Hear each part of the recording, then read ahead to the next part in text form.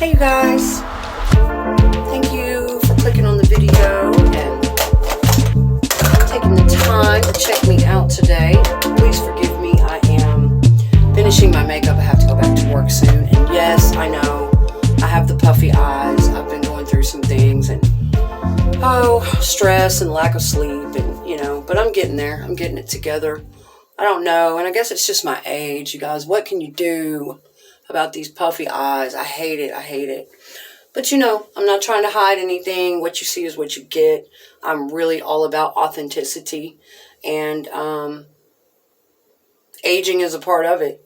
That's part of it for me right now. Stress, the things I've been going through, and getting older, it happens, and we start noticing some changes. So anyway, the topic today, I want to do a quick little part 2 to my aftermath of a toxic relationship video that I did a week or so ago, and just talk about that a little bit more about what I've been going through, experienced, and what you can expect in the aftermath of getting out of something extremely toxic. And, that's a big label. It could have been your romantic partner. It could have been your fiance, your wife, your husband. It could have been years and years or just a few months. It could have been a family member, a roommate. But I'm talking about getting out of a situation with someone you were very close to, that you cared about and loved very deeply and trusted, and went through a lot with them, but it was just so damn toxic that you had no choice. You had to go. You had to go, because being around them, tied to them, was making you lose your self-esteem, your self-worth, your identity, your self-respect. You couldn't function around them. Okay, that's kind of what I'm talking about for people like that, because that's what I just came through almost 5 years. In my situation, the person was an alcoholic, and to my shock, I came to find out very slowly, because it takes time. These covert narcissists are very slick. They're good at what they do. But come to find out, to my shock, he was also a covert narcissist and other disorders, I'm sure. He had gone most of his life without any therapy, and that's really bad news, especially at the age I am. He's around my age, and I'll be 45 this summer. So, so that's kind of what I'm talking about. Coming out of a situation like that, and it takes a really long time for a lot of us to pick up on these things, to really see the light. A lot of us blind ourselves. A lot of us have issues. A lot of us have codependency issues, abandonment issues, or we just really, really love that person and we don't want to give up on them. And a lot of times when you're in a situation like that, you're being pressured. You are being controlled by that person mentally and emotionally, coercive control. You're being told you're no good if you leave. Oh, especially with an alcoholic. I mean, really, I need to do, and I will in the future. Alcoholism is a whole separate topic. Living through an alcoholic relationship. I'm also the adult child of an alcoholic father. And all of that has ties, roots, triggers. All of that stuff I've been having to work through most of my life. So alcoholism, living with an alcoholic, is a whole different story, a whole different video. Then the covert narcissism, when you find out you're living with a fucking narcissist, and you slowly see, with the grandiose narc, you can see them coming. They pretty much let you know who they are up front. Not the covert narc, man. It's devastating. They operate totally differently. And it fucks with your head. You will be so perplexed and so puzzled and so confused and stressed out with them. And you're put in a bad position because, God, you don't want to just assume things about them. You don't want to just give up on them. And you will probably experience a lot of, because 9 times out of 10, if they're that toxic, so is their family. So you will really get into a mess with some of these toxic people. And not only will you feel pressured and controlled. So I had a double whammy with the person that had alcoholism, severe, lifelong. I'm talking all day, all night, alcoholic, very sick. I mean, and when you get involved with a person like that, you end up taking care of them all the time. That's what they're looking for. And you end up losing your life. You really do. You end up a shell of a human being. So that was bad enough, you know. And throughout my life, I'd been in and out of therapy, in and out of Al-Anon, just really trying to work my way through some of these things. But clearly, yes, I recognize that I trauma bonded to yet another alcoholic because of my own childhood. And I'm still working on these issues. It's lifelong. But I had a double whammy with this person because his narcissism, it wasn't just addiction narcissism. Now, sometimes there is such a thing called alcoholic narcissism, or the type of narcissistic behavior that just comes from the person being addicted. And then once they get sober and they really start to heal, that narcissism goes away. And they really make amends. You can really pick up on a genuine energy that they are truly sorry for how they treated you, and they go ahead and start changing those actions. Now, it's really hard to differentiate when you're with someone who's an alcoholic and a narcissist, okay? It's hard to tell, damn, is this just alcoholic narcissism, or is it in their core personality from childhood? I had both. It was both. It was not something that was going to clear up when his alcoholism went away. Some people have that narcissism in their core personality. Then they self-medicate on top of it. And when you're with somebody like that, you are in trouble. You've got a hell of a situation on your hands. And that's what I was living through for the last few years. I'm not a victim. I'm responsible. I chose to walk through that with this person. I've learned a lot about myself and about others. But it's still painful, okay? And I'm still going through the aftermath of it. And so just depending on what you were involved in, you know, if it was like that, you're going to be fighting for your life. You're going to begin to feel like you are fighting for your life, like you don't have an identity left, you know, and it's really hard to be in that situation because you love and care for that person so much. And a lot of people may be guilt tripping you, manipulating you, not just the narcissist, not just the alcoholic, not just the addict, the person that you're with, but, excuse me, I'll be right back. Hey, stop it. But you may also be getting pressure and made to feel ashamed and like a bad person from their family members. And it might not be something those people are doing that sounds negative. You may hear from the parents or grandparents of that person, oh, thank you for loving him or her. Thank you so much. I don't know what they would do without you. You are such an angel. We just love you. Thank you so much for taking care of him. You know, you may hear things like that, and that may be genuine from them. But all of these things start to chip away at who you are, okay? And the whole time, you know, you're going through hell with that person behind closed doors. And you start to realize that a lot of people are in the dark about it, especially the family members, and they can't really see what's going on. And, you know, you're going to hear things from all sides when you're in a toxic relationship. The toxic partner is going to be beating down on you constantly, shaming you, guilting you, manipulating you. Well, if you leave me, I'll kill myself. Well, you're just a bitch. You don't love me. You just wanted to be alone anyway. I mean, you're going to hear all this. Now that I'm doing good, yeah, right, like the 5 minutes that they actually put a little effort into changing just to manage you down and make you stay with them, then they go right back to that behavior, disrespect, dishonor, breaking boundaries, the usual crap. You'll hear that though. Well, now that I'm doing good, you want to leave. You want me to stay down. Okay, you're going to hear so many things that keep you under control and keep you from leaving, keep you from getting your soul back. And the longer it goes on, the worse it's going to get.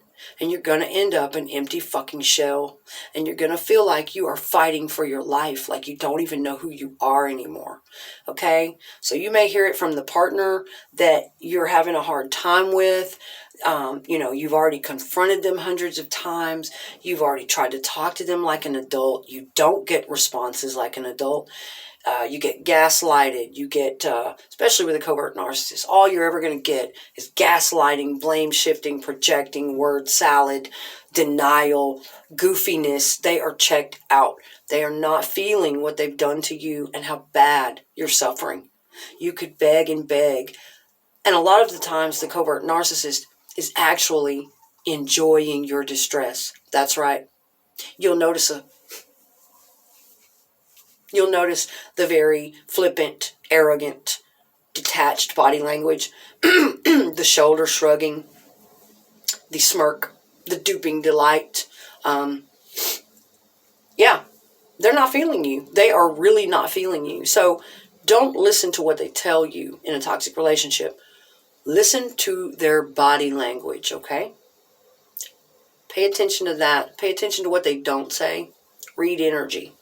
I know a lot of you can do that, especially if you were raised in traumatic childhood, runaways. A lot of kids like that had to learn at a young age to start really picking up on the energy of others, and they really tune into their intuitive side and their psychic abilities. And some kids don't. They check out, and that's the narcissist. They decide not to tune in to who they are. They become so broken and wounded that they check out, like a I don't know, split identity, dissociative. They develop the false identity of the narcissist to protect themselves. Okay, and the covert narcs they're ashamed of it. They're ashamed of everything. So anyway, so in the aftermath, like I say, you're going to have a million billion things beating down on you before you can even get out. So at that point, you feel like just a shell. You've got all this recovering of yourself to do. Everything is on ground level now. Who you used to be, now you feel like a shell of a human. You got all that recovering to do from where you've been taking care of that toxic person so long and neglected yourself. Body, mind, soul, finances, personal goals, whatever. So you've already got all that on your back. So what I'm saying to you is, be prepared. I ran across a video, a guy named Terry Joel Jr. last night. I really like his channel. And he was talking about how, this very same thing, about how narcissistic people, they're just going to keep coming. Just because you get out of a bad situation, it doesn't mean everything's going to be perfect overnight. And it really seems like when you get away from one narcissistic or toxic person, just as I had in the past, just like clockwork, another one shows up.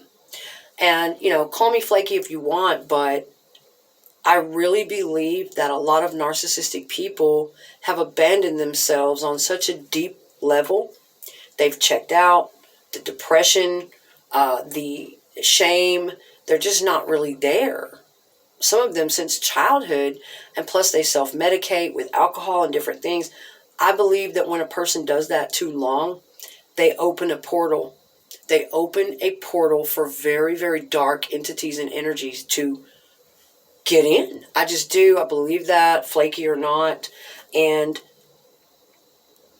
these dark energies work through them to get to the light workers, to get to anyone they can that is positive and still full of light and healing, who has empathy and love and is working on themselves.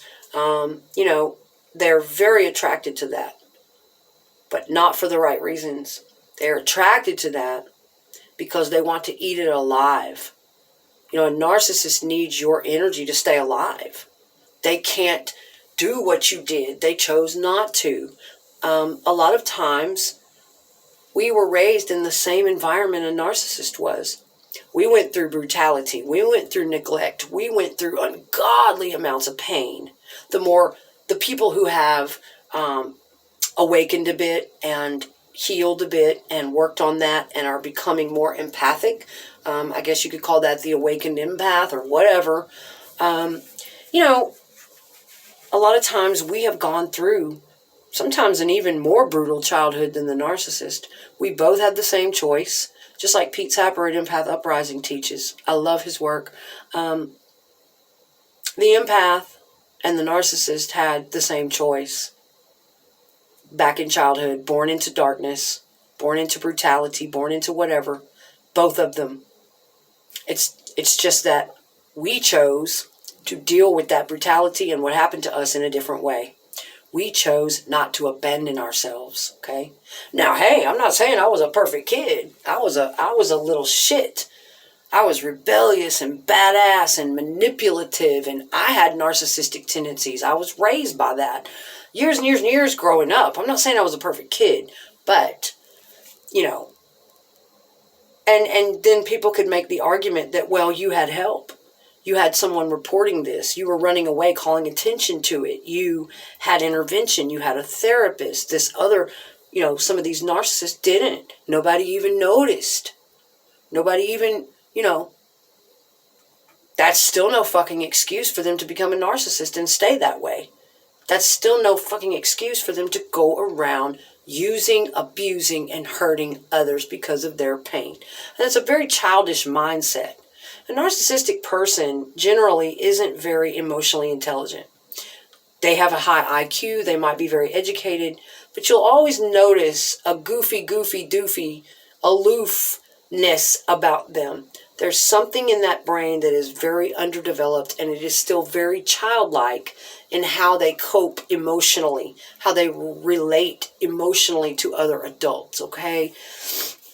And, they chose that. They chose that. There's no excuse. Once you are an adult, but that really does make my heart hurt. That's why I gave people like that chances, and I tried to be a true friend. And whatever knowledge I was blessed with, that's why I would turn around and share with people less fortunate. And I would have friends, even in my early 20s, come to me that were older than me because I was going to therapy. And I did have a little something to share with them. Those who were older than me, who may have been addicted or who were too ashamed to go to therapy or who had issues, I would always turn and give that to them. It's just when they try to start chewing me up and really taking over my life and spiting and hating me, then that's a fucking problem. But yeah, I feel very blessed, and I feel for those people that didn't get what I got. And I had a fucked up childhood. I'm talking bad, man. Bad. I didn't have a fighting chance in this damn world. All the things I had to overcome. And I still feel for these other people that had bad childhoods as well. Everybody's on a different level with it. It just depends. But still no excuse. Once you become an adult, you are responsible for what happened to you in your childhood. You don't have the right to sit up and say, I don't need help.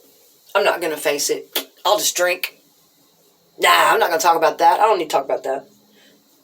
But yet you're going out here using and abusing and taking full advantage of other people and destroying their lives. Sorry.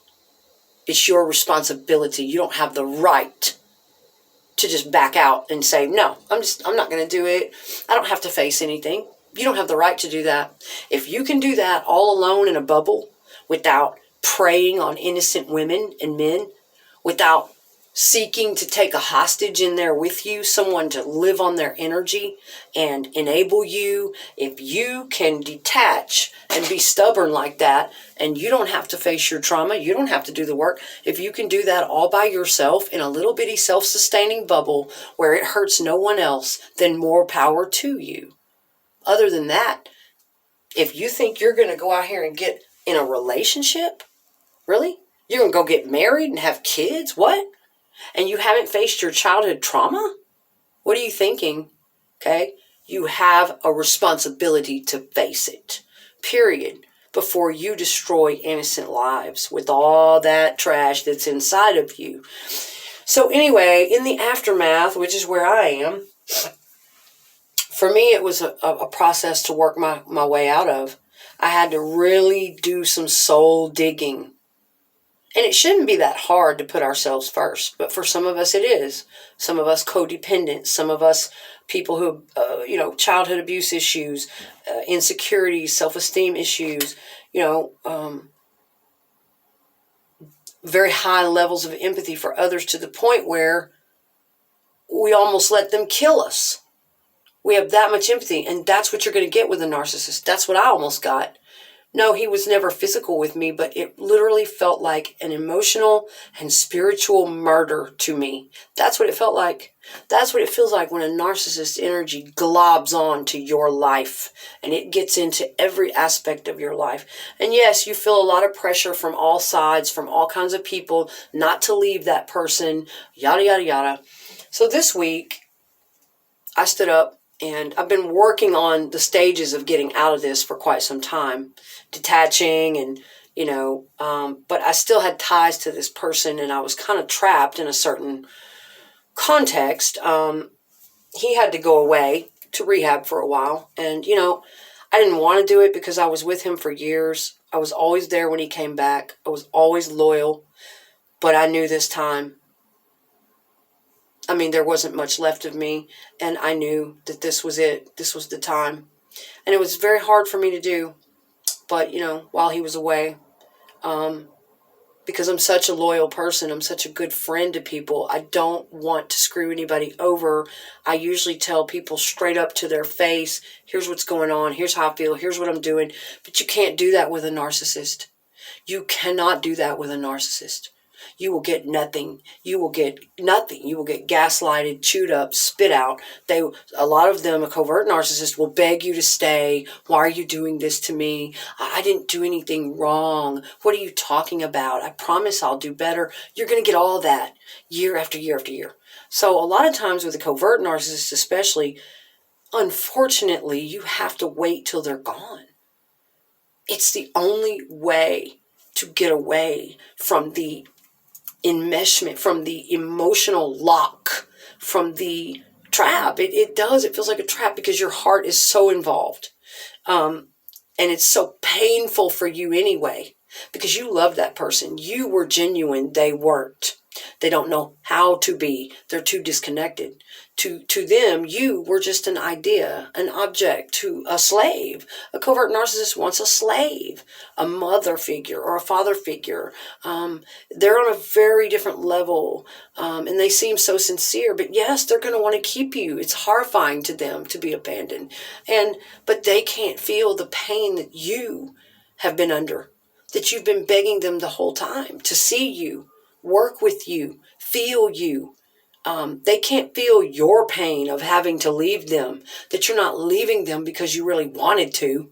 You're leaving them because of all the abuse and neglect and trauma that they put you through, the disrespect. And they're not feeling that it's all you can do to muster this strength, to care enough about yourself to put an end to it. A fucking covert narcissist cannot imagine such a thing. They cannot imagine. They don't have a self. They don't have that sense of identity in there. They cannot imagine standing up and putting a boundary down and respecting themselves, and they are flabbergasted by that. And they definitely don't want you to do it. No, they want to keep you sick and toxic and spin you back in their web any way that they can. So I made a move this week. I didn't want to do it, but I had to do it. And it was the final part to my particular saga, my personal story that set me free. It was the final part. And I am now, on my own. It's a very hard thing to do. Not only are you going to feel wrecked as a human being, you're going to be heartbroken because you're still in love with the person. You still love, like Pete Sappert in Empath Uprising talks about. The thing about, an empathic person who has outgrown and healed their narcissistic tendencies and become more empathic, and they may battle codependency issues or whatever, but the thing about it is we still love our abusers. Whatever it is from our childhood, the conditioning or whatever, we still love those people who hurt us. If we had a deep, genuine love for them in the first place, we still love them. And it's very, very hard to walk away. But we have to love ourselves more, okay? We have to. And I knew that if I kept staying in that situation one more time, I didn't have it in me. I didn't think I would make it out. I didn't think I would live through it again. I did not like where my life was. I did not like where I ended up. I was trying to take responsibility, and I knew I had to do something. And I was so backed into a corner. I mean, just because you decide, okay, I'm done with the toxic people now, that was hard enough. Whew. I don't want to be done. I hate it that it happened this way, but that's it. I'm done. Life is not going to be perfect just because you decide that. Then you're going to have to face all of the overwhelming feelings inside of yourself. The heartbreak, the loss, the grief, the flashbacks, the memories, the guilt. Everything is going to come at you while you are trying to make this break for freedom. While you are trying to get your energy back, okay? And you've got to cut all ties, all energetic ties, cut everything off and go your way. Then what you're going to face, you may face financial worries, struggling to get on your own 2 feet again, because being with a covert narcissist or toxic person in a relationship breaks your ass down to ground zero. You will not be the same, really, probably ever again, at least for a while. But you can become a brand new version of yourself. Absolutely. But yeah, in the aftermath, I'm walking through it right now, you guys. And slowly each day, I'm making sure that I have a support system. I'm making sure that I stay in the positive knowledge. I keep that coming in every day. I will put on a good, strong YouTube creator. I love Empath Uprising. Very good stuff. I will read positive books. I will put the positive knowledge in myself every morning when any of those bad feelings try to come get me. The self-doubt, the guilt, the self-doubt of what I did. Oh, should I have done that? I shouldn't have done that. No, guys, we spent too many years feeling guilty, okay? We spent too many years loving a toxic person, okay? We spent too many years in the cognitive dissonance. We spent too many years being ripped apart for someone who left us for dead. They abandoned themselves. How the hell could they have ever been there for us? That's right. So in the aftermath, once you are gone, don't look back. You can't, and it's painful. Keep yourself in the positive. Keep the positive knowledge coming in. Call somebody. Keep a support system every single day. It will get easier as you go. Those first few weeks and months are going to be crucial, okay? That you stay focused on why you left. I had a good book about 10 years ago. It was called He's Scared, She's Scared. The Commitment Phobic Relationships is what it was about. And it was all these psychological things. And one of the number one things it talked about when you have to leave someone who's very toxic is do not romanticize your relationship with them. And of course the toxic person is always going to be in your ear going, don't you remember the good? Come on, all you think about is the bad while you're really trying. It's so stupid. You know that you're trying to save the goddamn relationship by confronting the bad. And if there's a lot of bad, well, then you're confronting the bad a lot. And it starts to wear them out. And they're always trying to coerce you to only see the good, honey. Come on, don't talk about those things. Just see the good things, okay? And it's so stupid because they don't seem to get it through their damn head. Not the covert narcissist especially. The reason why you're confronting the bad with them is because you love them enough. You care about them enough, and you want to save the relationship and be honest and get this worked out. They don't get that. No. So they'll always be on you to think of the good, and you know damn well it's going to be hard on your ass anyway, because you're going to have a memory. Everywhere you go, you're going to see their face, and you're going to be reminded of them, and you're going to hear a song, and you're just going to feel sick, man. And the best thing for you to do, though, you have to remember why you left.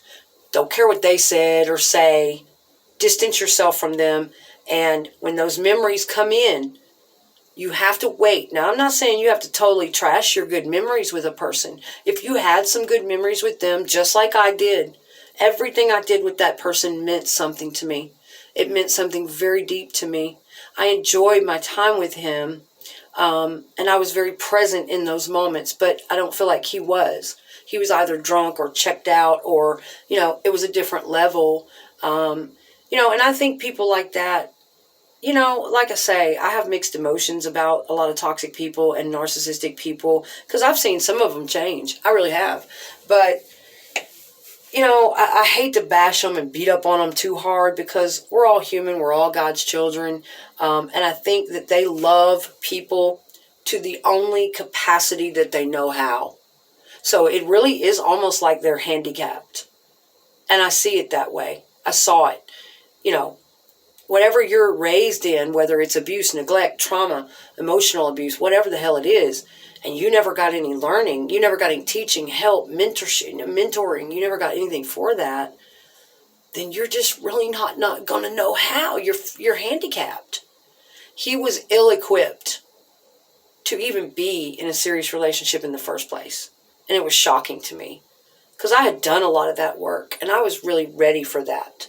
I still had a few codependency issues to work out, but I was aware of my patterns and asserted up front that I wanted us to both be aware and work on those things. The covert narcissist will fool you, man. They will pressure you and pressure you and pressure you faster than you want to go into being serious far more quickly than you ever should. They don't want to give you time to get to know them. They want to capture you before you get away, before you see who they really are. And then once you're emotionally invested, once your heart is really invested, then that mask starts to fall off, okay? And so, the best thing you can do, though, is when you are having to leave a toxic situation, do not romanticize the past with them. You can put that in a little box, compartmentalize it, do whatever you have to do. When you're stronger in the future, sure, you might want to look back on the memories with them and smile and say, God, I'm glad I had that opportunity with that person. We did have some tender moments, some times that meant something to me, but they really hurt me and crossed the line. But when you're first leaving, when you are in the aftermath of that, do not think about those times. You put that out of your mind. You block out whatever you felt was good. Don't hang on to those little things because clearly, since you had to leave, the bad outweighed the good by far. So you need to keep it in your mind. I don't give a damn how they manipulate you, who says, well, you're just a negative Nelly.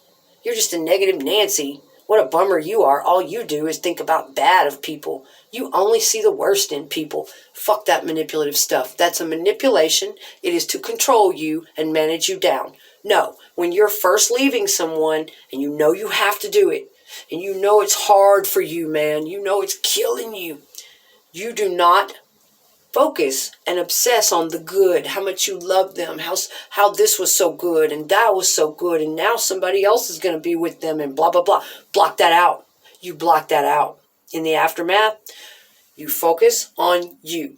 You focus also on why you had to leave them. Keep that in the forefront of your mind. How they betrayed you, how they really treated you. Take your blinders off. Don't romanticize, well, they gave me one red rose one day, or, well, sometimes they were good to me. Fuck sometimes. You deserved so much better than you got. You gave so much more than you got. They betrayed you.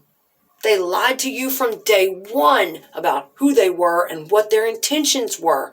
They never intended on treating you well in the first place. So you need to keep all of that in mind in the aftermath when you are trying to break away from a toxic person and stay away. It's going to be hard. You may cry yourself to sleep every night. You may have to hug your pillow, but you do whatever you have to do, okay? Thought blocking. Grab the phone and call your support system. Put something positive in your mind and immediately think of what they did. Think of why you had to leave them. Think of the reality of what you were living through. Oh my God. And then slowly each day you will begin to gain your self-respect back, your power back. Okay? You have to keep it in your mind why you left them. Don't keep romanticizing the shit or you're going to keep going back and falling into the same trap. You have to be strong within yourself. And just know, when it's over, you guys, yeah, you can expect. They're everywhere. There are narcissists everywhere. There are unhealed people everywhere. And it just seems like that's the way it is. That's that energy. But don't let it get you down. Don't let it stop you. When you are first leaving a situation like that, life is going to put its boxing gloves on, man. And it seems like every disaster, every bad circumstance in the world is going to come at you. More people are going to come at you. More narcissists are going to show up. You might run out of money, or your car will have a problem, or, oh shit, my job, or it seems like everything is going to try to get you at that time, and you're already fragile, man. You're already trying so hard to be strong. You're heartbroken. You just lost something that you loved, that you had in your life for so long. You feel like a fish out of water. You feel scared, but you have to do it, okay? You do it. You have faith in yourself. You fucking do it, and you come out the other side of that. Okay? You block all that shit out. Don't think about that good shit. Whatever it was that was good here and there. No. You were worth more than that. You were worth more than they gave you. You were worth it. And that doesn't make you a bitch. It doesn't make you a bad guy, male or female. Absolutely not. It doesn't make you selfish. You don't deserve to be abused and taken for granted. You don't deserve to live in a trap, a lie. You don't deserve to be a slave to anyone. And that's what a narcissist wants. It's what an addict wants. They want a fucking slave. You don't deserve to be treated that way. Absolutely not. We are all God's children, and we are here working for God. We are here, the universe, whatever the hell you want to call it. We are here with purpose. Each one of us we have a gift. We have gifts to share with this world. How the hell can you think about what your purpose is and what you're here to offer this world if you are trapped up under a toxic narcissist who is using you to death, who is draining the soul and the life force out of you, or an addict? How can you live with someone like that and ever focus on your true beauty? You didn't deserve that. I didn't deserve it, but I walked through it, and it's my responsibility to correct it now. Okay? And I'm not even lying to you about how hard it is. I'm here to relate that to you. Okay? But I'm tough, and I will hang in there, and I will stick with it. I have to. I don't care if I have to lock myself in the bathroom 50 times a day and cry it out and beg God. I'm not going back to where I am taken for granted, mistreated, stomped on, betrayed, and someone who's supposed to love me actually is sitting there underneath the mask. They're actually sitting there spiting me like some teenager, hating me and resenting me. Yes, they hate your happiness. They do not want you to be happy for 1 second. They want you to be miserable like they are. And they refuse to stand up and face any of their problems. So that's what I'm going through right now. I'm going to wrap this up. I got to go back to work. I just want to get that out there to you guys. Real time. This is what I'm going through day to day. But please hang in there, because I feel you. I feel you. I feel what a lot of people are going through. And it feels like there's a spiritual war out there right now, man. And it feels like it's getting worse and worse. So hold your shit, okay? Because I do feel like the dark forces are working through people you love. They want you. They want to stop you from your light, your growth, your passion, doing good works on this earth, being a light worker. It wants to stop you, and the dark forces will use people you love. They will use people in disguise. I mean, the narcissists are getting more and more clever with how they come into your life. Oh man, it's scary. So all we can do is pray for those people and break away from them, okay? Sorry, my little light went out here. I don't know if I can get it back on. There it is. Thought it was going to cut the video off. Okay, guys. Well, thank you for stopping in and taking the time to check this out. And, this is what I'm going through, but I'm getting better each day.